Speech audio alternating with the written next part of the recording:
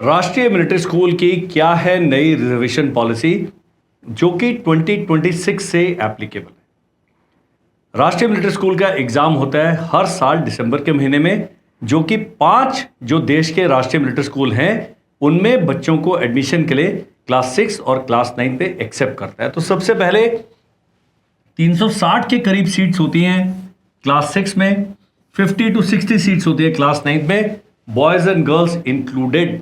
Girls हैं class 6 and class 9 दोनों में ज्वाइन कर सकती हैं, उनकी सीटें बहुत कम होती हैं। एक और स्पेशल कैटेगरी होती है केवल फौजियों के लिए, ये 50 seats are reserve for killed in action.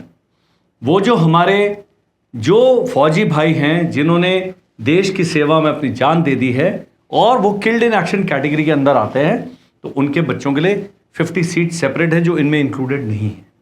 दुख की बात क्या है, बहुत सारे किल्ड इन एक्शन जो हमारे जवान हैं, जेसीओज हैं, उनके परिवारों को पता नहीं है कि राष्ट्रीय मिलिट्री स्कूल में उनके लिए अलग से रिजर्वेशन है, इसका कोई कट ऑफ नहीं है, इनकी ट्यूशन फी एब्सोल्युटली जीरो है। ये जब वीडियो आप प्राप्त करते हैं या आप देखते हैं, किसी फौजी परिवार के साथ शेयर अवश्य करें कि करते करते करते करते ये जो अफेक्टेड पार्टीज हैं वहां तक पहुंच जाए। इस वीडियो में हम बात करेंगे क्या है चेंज रिजर्वेशन पॉलिसी का।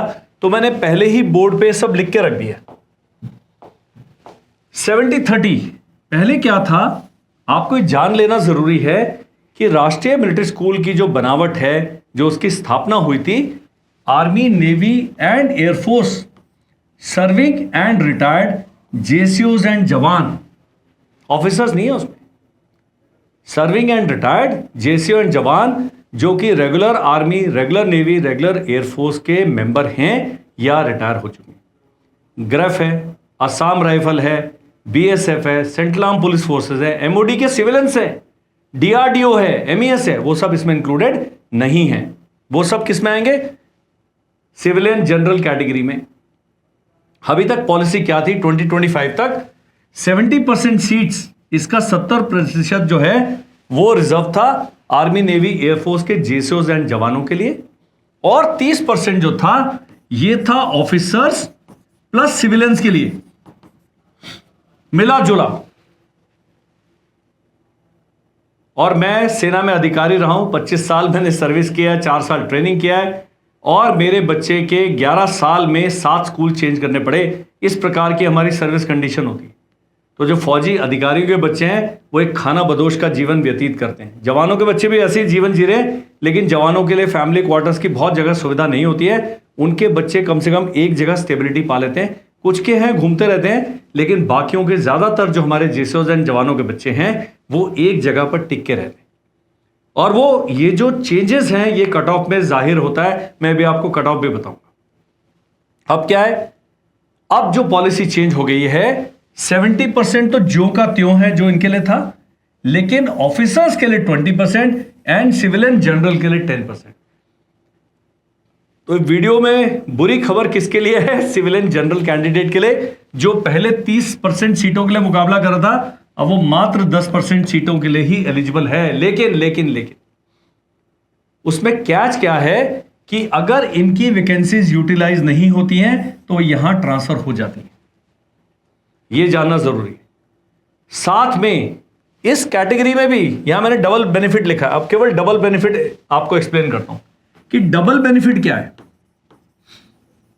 लोगों को समझ नहीं आता है।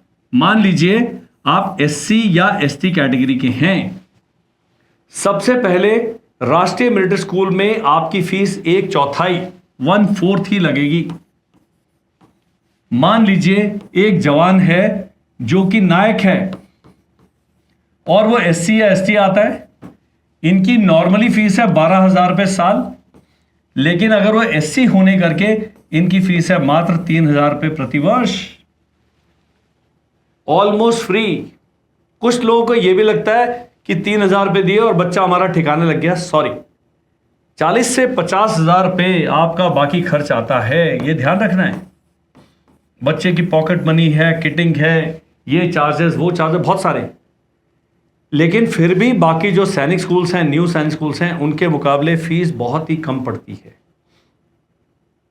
अब ये जो जेसीओस जवान थे 70, इसमें जो भी पॉलिसी है उसके हिसाब से SC, ST, OBC and general, ये 4 कैटेगरी आते हैं। तो अगर आप सिपाही और एससी हैं तो आपको लाभ मिलेगा, लाभ मिलेगा, लाभ मिलेगा। और जनरल, यहां पर भी अलग कैटेगरी है और हर कैटेगरी का कट ऑफ अलग जाता है। उसका जानने का तरीका क्या है? अगर जनरल कैटेगरी का कट ऑफ गया है 150 में से 128, तो एससी का गया है 114, एसटी का गया 104।